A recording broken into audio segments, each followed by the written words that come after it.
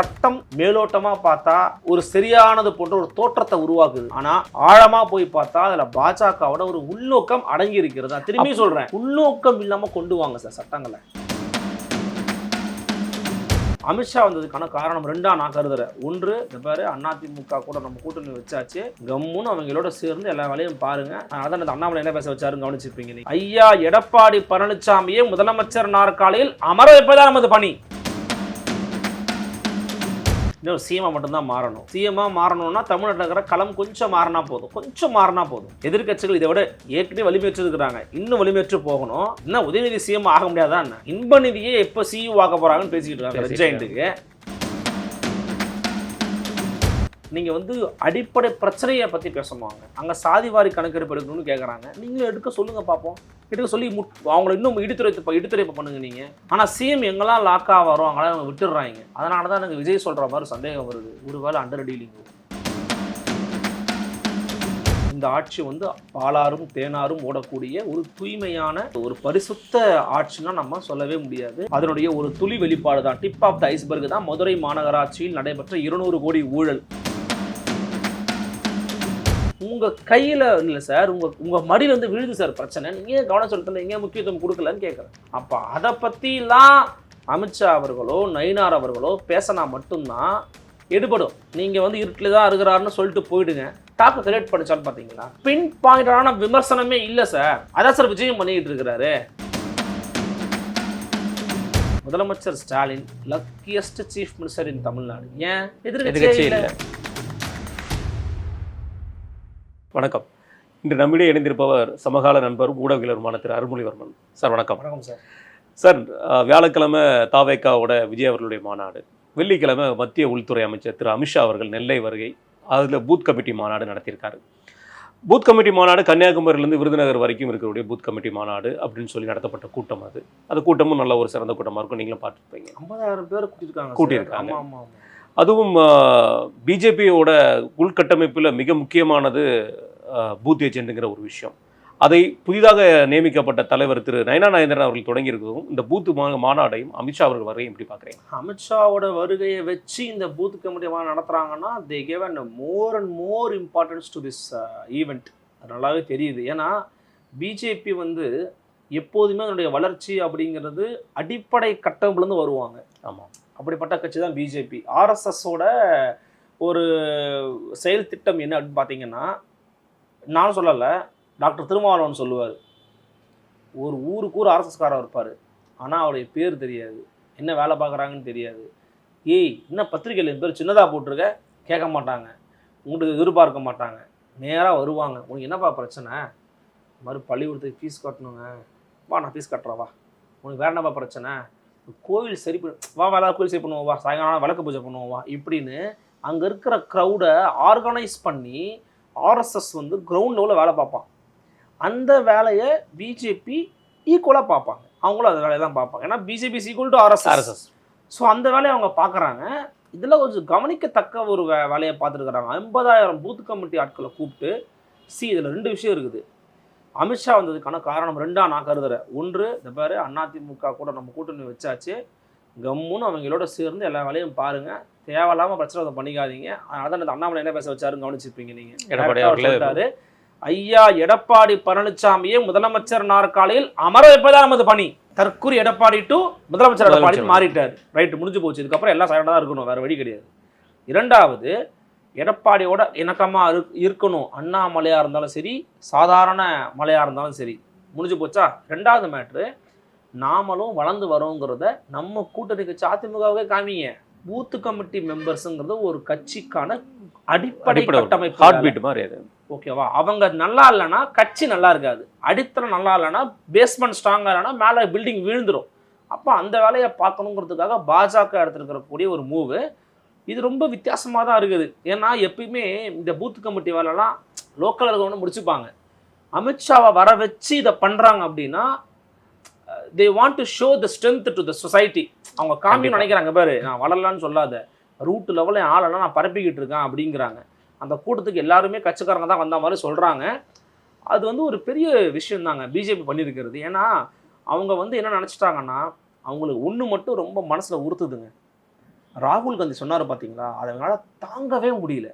ஏன்னா you will never ever enter into Tamil Nadu, உன்னால் எப்போதும் எந்த காலத்திலும் தமிழ்நாட்டுல நுழையவே முடியாதுரா அப்படின்னு அவர் பார்லிமெண்ட்ல பேசினது அவருடைய தன்மானத்தை உரசி பார்த்துருச்சு அமித்ஷாவுக்கு. என்ன பண்ணிட்டாரு, தலையே போனாலும் சரி இனிமேல் நான் உள்ளே போகாம விட மாட்டேன், அதனால தான் சிபிஆருக்கு கொடுக்கறது பார்த்தீங்களா, நான் தமிழருக்கு கொடுத்துட்டேன் அப்படின்னு அவர் பறைசாற்றுக்க. எதுக்காக, எப்படியாச்சும் இங்கே வந்துட முடியாதா, ஜெயிச்சிட முடியாதா அப்படிங்கிற ஒரு ஆசை அவருக்கு இருக்குது. அந்த ஆசை வந்து பேராசையா, நிறைவேறக்கூடிய ஆசையா, நிராசையா அப்படிங்கிறது மக்கள் தேர்தலில் காமிப்பாங்க நம்ம நினைக்கிறோம். பட் இந்த கூட்டம் ஒரு முக்கியமான ஒரு கூட்டம் தான். அதே மாதிரி மீடியாக்கள் இந்த இதுலேயே ஆரம்பிச்சிட்டாங்க. எடப்பாடி அவர்களோட பேரே உச்சரிக்கலை, என்டிஏ கூட்டணி ஆட்சி தான் அமையும் அப்படிங்கிற வார்த்தையை அமித்ஷா அவர்கள் சொல்லிட்டாரு அப்படிங்கிற ஒரு விஷயத்த மறுபடியும் சொல்ல ஆரம்பிச்சிட்டாங்க. இது எப்படி பாக்குறீங்க? அண்ணாமலை அவர்களே எடப்பாடி அவர்கள் முதல்ல இது வந்து திரும்ப திரும்ப வந்து அவரோட ஸ்பீச்ல இருக்கிறத பல விஷயத்தை டீகோட் பண்ண வேண்டியது இருக்குது. அதெல்லாம் விட்டுவிட்டு நீங்க இதை பத்தி எடுத்து பரிசுறதுங்கிறது அதான் அவர் தே ஹேவ் அன் அஜெண்டா. கூட்டணிக்குள்ள பிரச்சனை திருப்பி சொல்றாங்க. இந்த அதிமுக பிஜேபி கூட்டணி உடையாது, இது 2024 தான் ஃபேஸ் பண்ண போறாங்க. அந்த முடிவுக்கு எடப்பாடியே வந்துட்டாரு. ஏன்னா அவர் தான் தலைமையின் கூட்டணி தலைமை, அவர் தான் கூட்டணி தலைமை, அவர் தான். அமெரிக்க தேவை 29 அதிமுக வேணும், அதிமுகவுக்கு 26 நீ வேணும், உட்காரு, முடிஞ்சு போச்சு, அவ்வளவுதான். அவங்க கொள்கை ரீதியா, கோட்பாடு ரீதியா, கொள்கை கூட்டணிலாம் சொல்ல மாட்டாங்க. என் கொள்கை வேற, அவன் கொள்கை வேற, நான் எலெக்ஷனுக்காக ஒன்று சேர்ந்துருக்கேன், என்ன ரீசன், திமுக தோற்க முடிஞ்சு போச்சு. அது ஜெயிக்கிறாங்க தோக்குறாங்க அவங்க விதி சார், அதை பற்றி நம்ம ஏன் பேசணும், அது நமக்கு தேவையில்லாத விஷயம். ஆனால் இந்த கூட்டணி உடையுமா, கூட்டணி இருக்குமா, என் நாட்டில் எவ்வளோ பிரச்சனை நடந்துக்கிட்டு இருக்கு இல்லை. அதே அமித்ஷா அவர்கள் அண்மையில் கொண்டு சட்ட திருத்தம் ஒரு மசோதா ஒன்று இது பண்ணியிருக்காரு. அதை கூட்டத்திலே வந்து நிறைய விஷயங்களை அவர் குறிப்பிட்டிருக்காரு. அதை நீங்கள் சொல்ல வந்த விஷயத்தை நானும் சொல்ல வந்தேன். அதாவது அவர் அமித்ஷா அவர்கள் குறிப்பிட்ட ஒரு வார்த்தை, டாஸ்மார்க்கில் இருந்து மாநகராட்சி வரைக்கும் ஊழல் அப்படின்னு சொல்லி ஒவ்வொரு டிபார்ட்மெண்ட்டோட ஊழலை பற்றி அவர் எடுத்து உரைச்சிட்டு இருந்தார். அப்போ ஒரு வார்த்தை சொல்லியிருந்தார், இங்கே இருட்டில் வந்து முதல்வர் அவர்கள் வாழ்ந்துட்டு இருக்கிறாரு அப்படிங்கிற ஒரு வார்த்தையும் சொல்லியிருக்கிறார். இது எப்படி பார்க்குறீங்க? அவர் சொல்லப்பட்ட ஊழல்கள் எல்லா டிபார்ட்மெண்ட்லையும் ஊழல்ங்கிற வார்த்தையை சொல்லியிருக்காரு. இங்கே பொதுமக்கள் மத்தியிலேருந்து இருக்கிற ஒரு குற்றச்சாட்டு, எல்லா ஊழலும் நீ சொல்கிற ஆனால் எதையுமே ப்ரூவ் பண்ண மாட்டேங்கிற அப்படிங்கிற ஒரு குற்றச்சாட்டும் பிஜேபி மேலே இருக்குது. இது எப்படி பார்க்குறீங்க இந்த கண்ட்ரவர்சி? நீங்கள் சொல்கிறீங்க பார்த்தீங்களா, ஒரு குற்றச்சாட்டு ஒன்று இருக்குது எண்டில், அதுதான் உண்மை. இப்போ நானுமே ஒத்துக்கிறேன், இந்த ஆட்சி வந்து பாலாரும் தேனாரும் ஓடக்கூடிய ஒரு தூய்மையான ஒரு என்ன சொல்கிறது, ஒரு பரிசுத்த ஆட்சின்னா நம்ம சொல்லவே முடியாது. இந்த ஆட்சியிலையும் பலவிதமான குறைகள் அடங்கி இருக்கிறது. அதனுடைய ஒரு துளி வெளிப்பாடு தான், டிப் ஆஃப் த ஐஸ்பர்க் தான் மதுரை மாநகராட்சியில் நடைபெற்ற 200 கோடி ஊழல். அதே போல் தூய்மை பணியாளர்கள் பிரச்சனையில் பாருங்கள், அல்லது வந்து இந்த மருத்துவத்துறையில் பாருங்கள், இப்படி ஒவ்வொரு துறையை எடுத்துக்கிட்டோம் அப்படின்னா அந்தந்த துறையில் எவ்வளோ ஊழலோ. இப்போ நம்ம உட்காந்து பேசிக்கிட்டு இருக்கிறோம், அந்த மவுண்ட் ரோடு அண்ணா சாலை ரீசெண்டாக ஒரு இது அப்புறம் ப்ராஜெக்ட்டுக்கு கிளியர் பண்ணியிருக்காங்க. 195 கோடி. எதுக்கு? இந்த பிரிட்ஜ் போடுறது 195 கோடி சார். அதை விட இன்னொரு விஷயம் சொல்ல போனால், நாய்க்கடி மூலமாக இறந்து போகிற கால்நடைகளுக்கு கொடுக்கக்கூடிய நிதியவே நிப்பாட்டியிருக்காங்கன்னு சொல்லி சொல்கிறேன். அதான் சொல்கிறேன். இப்போ நீங்கள் சொல்கிற மாதிரி நம்ம சொல்கிற மாதிரி இதில் பின் பாயிண்ட்டாக பண்ண வேண்டிய நிறைய விஷயங்கள் இருக்குது. ஏதோ ஒரு வகையில் தனக்கு இருந்த காலகட்டத்தில் தன்னுடைய வலிமையை பயன்படுத்தி, தனக்கு என்ன வருமோ அதை பயன்படுத்தி அண்ணாமலை ஓரளவு பண்ணார். அவருடைய பாயிண்டில் அட்டாக்ல என்ன பார்த்தீங்கன்னா, டிஎம்கேவை சித்தாந்த ரீதியாக தாக்கிறதா இருக்காது, ஊழல் கட்சி ஓரளவு எடுப்பார் அதெல்லாம். ஏன்னா அவருக்கு அது வராது, பிடிக்கலாதான்னு தெரியல, அவர் பெருசாக வரல. அவருக்கு எச்ராஜாக்கு வரும், எச்ராஜாக்கு அதுதான் தெரியும். ஆனால் இவர் என்ன பண்ணுறாருன்னா, ஊழல், கரப்ஷன் சார்ஜு, தப்பு பண்ணுறது, லோக்கல் நடவடிக்கை, கட்ட பஞ்சாயத்து ஏதாவது எடுத்து போட்டுக்கிட்டே இருப்பார். அதுதான் மக்கள்கிட்ட எடுபடவும் செய்யும். ஏன்னா அதுதான் அவன் டேரெக்டாக பாதிக்குது. கொள்கையோ தத்துவமோ சித்தாந்தமோ அவனை பாதிக்கலை. அப்போ அதை பண்ணிக்கிட்டு இருந்தார். இப்போ அதை யாரும் கெடுவாய்ப்பாக பண்ணலை, பெருசாக யாரும் பண்ணலை, அவருமே பண்ணலை, ரொம்ப அமைதியாக தான் இருக்கிறாரு. அப்போது அமித்ஷா அவர்கள் என்ன பண்ணியிருக்கணும், நீங்கள் வந்து டாஸ்மாக்லேருந்து கீழே வரைக்கும் ஊழல்னா இடி என்ன சார் பண்ணுது? உங்களுடைய கைப்பாவை இடி இல்லை. நீங்கள் கேட்குறீங்க ஒரு கேள்வி, இதே மாதிரி மக்களும் மத்தியிலே இருக்குது. ஒரு இடியிலேருந்து ஒரு வழக்கு ஒன்று போடுறதுக்கு ஒரு ரைடு ஒன்று வந்தாலே இது என் மேலே ரைடு நடத்தக்கூடாதுன்னு சொல்லி உச்சநீதிமன்றம் வரைக்கும் போகுது திமுக. அங்கே போய் தடை வாங்கிட்டு வந்திருக்காங்க திமுக. இங்கே இடி ரைடு அந்த தடையால் தான் தடைப்பட்டிருக்கே தவிர இடி ரைடை எந்த ஒரு சமரசத்துக்காக நிப்பாட்டின மாதிரி தெரியல இல்லையா? இல்லை, சமரசுக்காக நிப்பாட்டல சார். அந்த இடி வந்து ஏன் மற்றவங்க மேலே கவனம் செலுத்தலைன்னு கேட்குறேன். நான் என்ன கேட்குறேன்னா, அமித்ஷா அவர்கள் இடி வந்து உங்களுடைய கைப்பாளையும் உதயநிதி சொல்கிறாரு, இடி உங்கள் கட்டுப்பாட்டில் இருக்குன்னு நம்ம முதலமைச்சர் ஸ்டாலின் சொல்கிறாரு. நீங்கள் என்ன சொல்லணும்னா, அவங்க என் கட்டுப்பாட்டிலே இல்லைப்பா, தப்பு எங்கன்னா தப்பு தான்ப்பா, பிஜேபி காரம் பண்ணாலும் தப்பு தான், திமுக காரம் பண்ணாலும் தப்பு தான். ஏன் இப்போ இடி வந்து இந்த கேஸில் மட்டும் தான் ஸ்டே வாங்கியிருக்குது, வேற கேஸே இல்லையா தமிழ்நாடு மினிஸ்டர்ஸ் மேலே?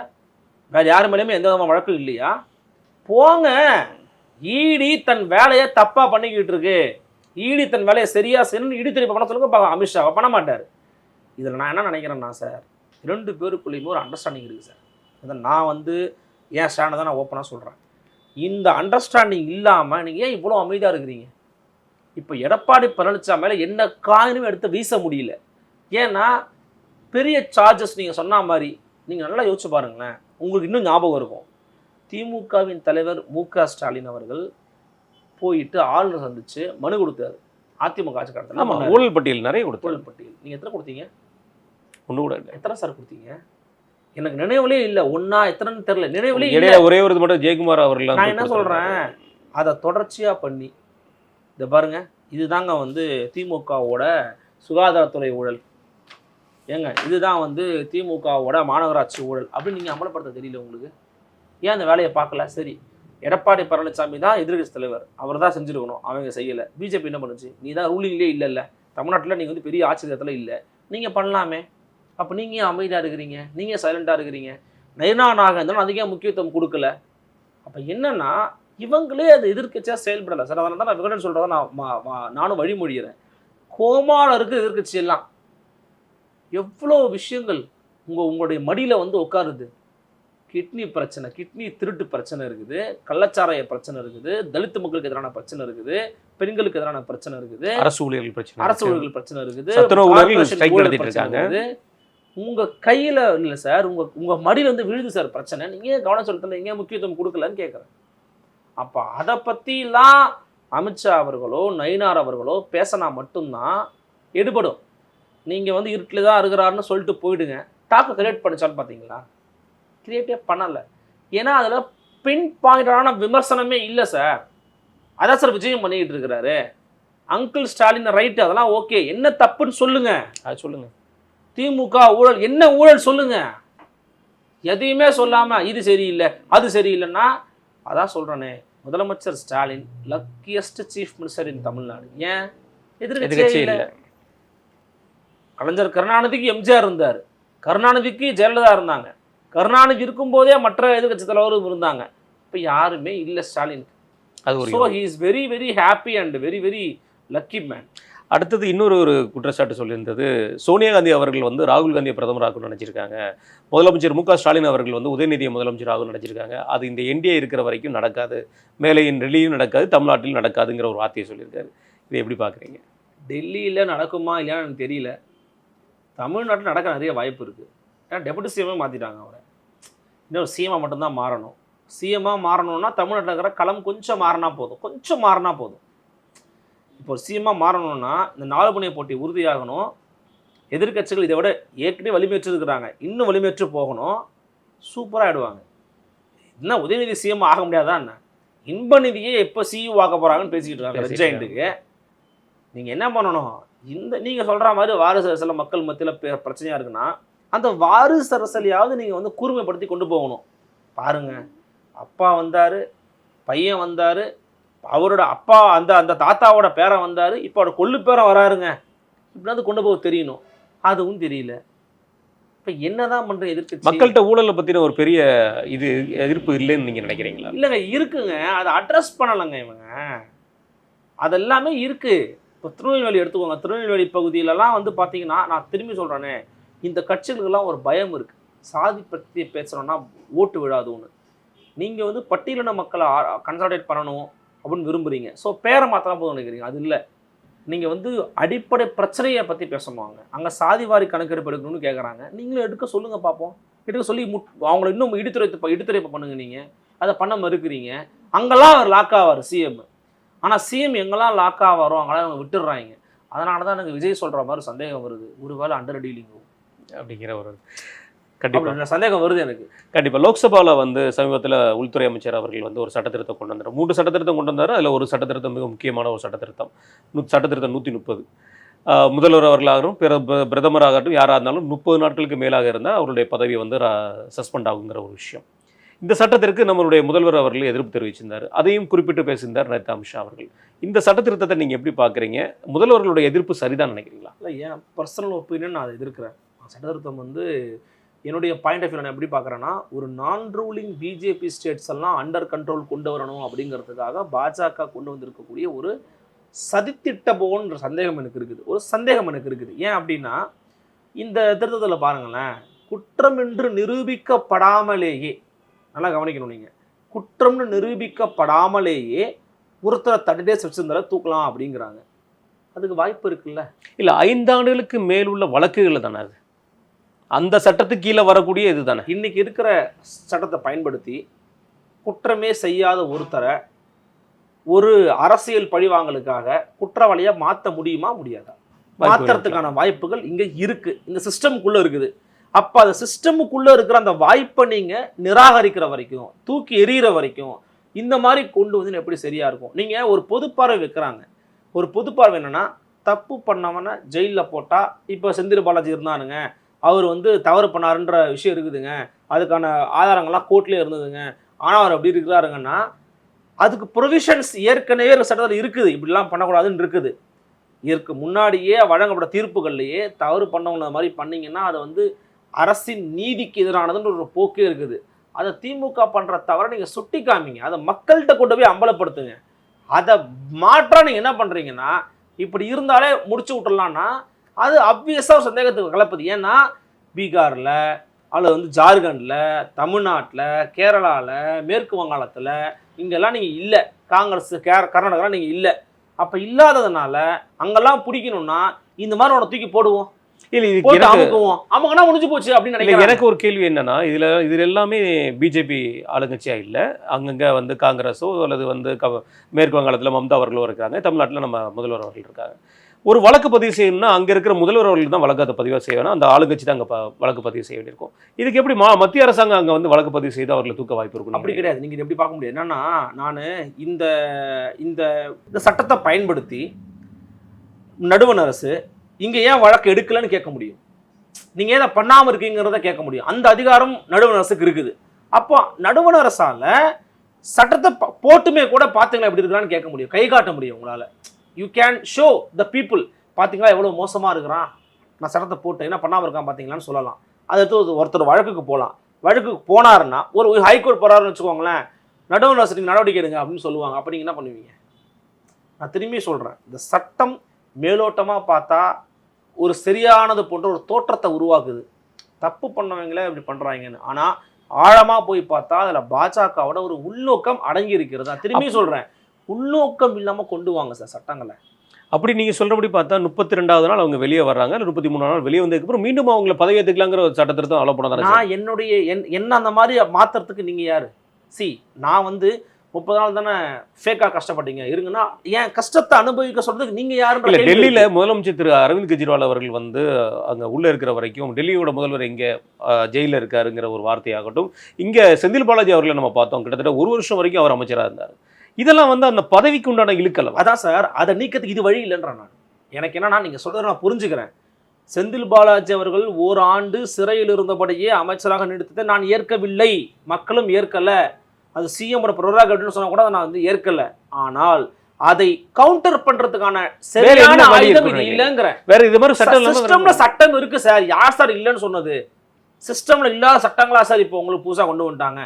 திமுக பயன்படுத்தக்கூடிய சட்ட நுணுக்கங்களுக்கு தெரியாதா பிஜேபி என்னன்னு தெரியாதா? அப்ப அதை பயன்படுத்துங்க. நான் சொல்ல சட்டத்தை தாண்டி நீங்க என்ன பண்ணணும் தெரியுமா? மக்கள்கிட்ட போங்க. நீங்க மக்கள்கிட்ட போகவே மாட்டேங்கிறீங்க. ஏதாவது ஒரு தலைவர், பிஜேபி சார்ந்த தலைவர், எல்லா இடத்துலையும் போற இடத்துலலாம் சிறையில் இருந்த அமைச்சர், சிறையில் இருந்த அமைச்சர், சிறையில் இருந்த செந்தில் பாலாஜி பத்தி பேச சொல்லுங்க. இப்ப ஏன் வாயை திறக்க மாட்டேங்க செந்தில் பாலாஜி பத்தி? புனிதராயிட்டா செந்தில் பாலாஜி? அமைச்சரா இதான் இப்ப இல்ல, புனிதராயிட்டாரா அவரு? செந்தில் பாலாஜி பத்தி ஒரு வார்த்தை கூட பேச மாட்டேங்கிறீங்க. குங்க பகுதியில தானே போறீங்க, ஏன் ஒரு வார்த்தை கூட பேசுறீங்க அந்த பகுதியில எல்லாம்? செந்தில் பாலாஜி பிரச்சனை இல்ல, அவர் அமைச்சரா இருக்கதான் பிரச்சனை நினைக்கிறீங்களா பிஜேபி? அப்படி நினைக்கிறீங்களா? அப்ப உங்களுக்கு அவருக்கு என்ன சம்பந்தம் இருக்குது? செந்தில் பாலாஜி பத்தி ஏன் அண்ணாமலை அவர்கள் பேசல? அப்போ நீங்க என்ன பண்ணணும்னா, மக்கள் மன்றத்துல அம்பலப்படுத்த வேண்டிய வேலையை பார்க்கணும். சட்டத்தை போட்டீங்கனாலே உங்க மேல சந்தேகம் வருது சார். எப்படி சார் சந்தேகம் வராமல் இருக்க முடியும் சொல்லுங்க? அது காங்கிரஸா இருக்கட்டும், பிஜேபியா இருக்கட்டும், நான் சொல்றேன், 2 பேரும் சேர்த்து தான் சொல்றேன். காங்கிரஸ் இப்படிதான் பண்ணாங்க. காங்கிரஸ் இவங்க வந்து இன்னைக்கு அதை அமல்படுத்துறாங்க. காங்கிரஸ் அடித்தளம் போட்டாங்க. இந்த திட்டத்துக்கு சொல்லலை, இந்த சட்டத்துக்கு சொல்லலை, இதுக்கு முன்னாடி சட்டத்துக்கு சொல்கிறேன். இடி யார் கொண்டு வந்தது? என்ஃபோர்ஸ்மெண்ட் டைரக்டரேட்டுங்கிறது யார் கொண்டு வந்தது? சிதம்பரம் அவர்கள் தான். அப்புறம் எண்ணெயை முதல்ல யார் வந்து இம்ப்ளிமெண்ட் பண்ணலாம், இதெல்லாம் முக்கியமான விஷயம் யார் சொன்னது? எல்லாமே சிதம்பரம். நீட்டு யார் இதெல்லாம் வந்து இனிஷியேட் பண்ண நினைச்சது? நான் சொல்லட்டுமா, காங்கிரஸுக்கும் பாஜகவுக்கும் நூல் இழை தான் வேறுபாடு, பெரிய வேறுபாடெல்லாம் கிடையாது. திட்டம் கொண்டு வருவாங்க, நூல் இழை வேறுபாட்டில் தான் காங்கிரஸ் இங்கே நிற்கிறாங்க, இவங்க இங்கே நிற்கிறாங்க. மற்றபடி வந்து பெரிய வேறுபாடாக நான் பார்க்கல. இந்த சட்டத்தை நான் வந்து இது சரியான ஒரு சட்டமாக பார்க்கல. நீங்கள் இதில் மாற்றங்கள் கொண்டு வரலாம். நீங்கள் தப்பு பணம் தணிக்கணும்னா நீங்கள் மாற்றங்கள் கொண்டு வரணும். 30 நாள் உள்ளே இருந்தாலே இதெல்லாம் வந்து இது வந்து அப்பட்டமாக தெரியுது சார். இது என்னமோ வந்து இது நான் ரூலிங் பிஜேபி ஸ்டேட்ஸை கபலீகரம் பண்ணணும், நமக்கு வேறு வழியே கிடையாது, இதை வச்சு தான் உள்ளே போடணும்னு பார்க்கக்கூடிய முயற்சியாக தான் நான் பார்க்குறேன். இறுதியாக இதில் ஒரு கேள்வி. இந்த சட்ட திருத்தத்தை வந்து இப்போ கூட்டு மசோதா குழுக்கு அனுப்பியிருக்காங்க, பார்லிமெண்ட் கூட்டு மசோதா குழுக்கு அனுப்பியிருக்காங்க. பெரும்பான்மை வந்து பிஜேபிக்கு இருக்குது. இந்த சட்டத்தை நிறைவேற வாய்ப்பு இருக்குன்னு நினைக்கிறீங்களா? சட்டத்தை நிறைவேற்ற வாய்ப்புகள் நிறைய இருக்குன்னு பார்க்குறேன். ஆனால் இது வந்து வெறும் சட்டத்தை வந்து பார்த்தீங்கன்னா ஒரு ஆதரவோடலாம் பண்ண மாட்டாங்க. அங்கே இருக்கிற சில கமிட்டிஸ்லாம் உள்ளே இருக்குது, உங்களுக்கு தெரியும். ஸ்டாண்டிங் கமிட்டி, இன்னும் பல எக்ஸிக்யூட்டிவ் கமிட்டிலாம் இருக்கும். அந்த கமிட்டிஸ் உள்ள வந்து பார்த்தீங்கன்னா எதிர்க்கட்சிகளுக்கான ரோல் அங்கே இருக்குது. காங்கிரஸ் இருக்கலாம், திமுக இருக்கலாம், பிஜேபி இருக்கலாம், திரிணாமுல் இருக்கலாம், யாராக வேணா இருக்கலாம். அவங்கெல்லாம் உள்ளே உட்காந்து டிஸ்கஸ் பண்ணுவாங்க பார்த்தீங்களா. அங்கே இது அப்போஸ் பட வேண்டும். அப்படி பண்ணப்பட்டு திருத்தங்கள் மேற்கொள்ளப்பட்டாவது அது வரணும். ஏன்னா அதில் நமக்கு சந்தேகம் இருக்கணும். கண்டிப்பாக இது வந்து மக்களாட்சி சார், இது வந்து மன்னராட்சி கிடையாது. அது யாராக வேணா இருக்கட்டும், நீங்கள் நினைக்கிறதா கொண்டு வரக்கூடாது, மக்களுக்கு தேவையானதை கொண்டு வரணும். இன்னொன்று, நீங்கள் நினச்சிங்கன்னா ஒருத்தனை சாவடிப்பீங்க, ஒருத்தனை முடக்குவீங்கன்னா அது என்ன ஜனநாயகம்? அது சர்வாதிகாரம். அது அப்போ அதற்கான வேலை எதிர்க்கட்சிகள் அங்கே பார்லிமெண்ட்டில் பண்ணணும். அதை பண்ணவங்க அனுமதிக்கணும். அப்படி பண்ணிட்டாங்கன்னா அது வந்து நிறைவேற வாய்ப்புகள் குறைவு. அந்த கமிட்டிஸ்லேயே அது ஸ்டக் டவுன் ஆச்சு அப்படின்னா நிச்சயமாக திருப்பி அங்கே டிஸ்கஷனுக்கே வராது. டிஸ்கஷனுக்கு வந்த பிறகு தான் நீங்கள் சட்டமாக்கவே முடியும். அப்போ அந்த இடத்துல தடுக்க வேண்டிய பொறுப்பு வந்து எதிர்க்கட்சிகளுக்கு இருக்குது. பார்ப்போம், பொறுத்து வந்து பார்ப்போம். மிக நன்றி. நன்றி சார்.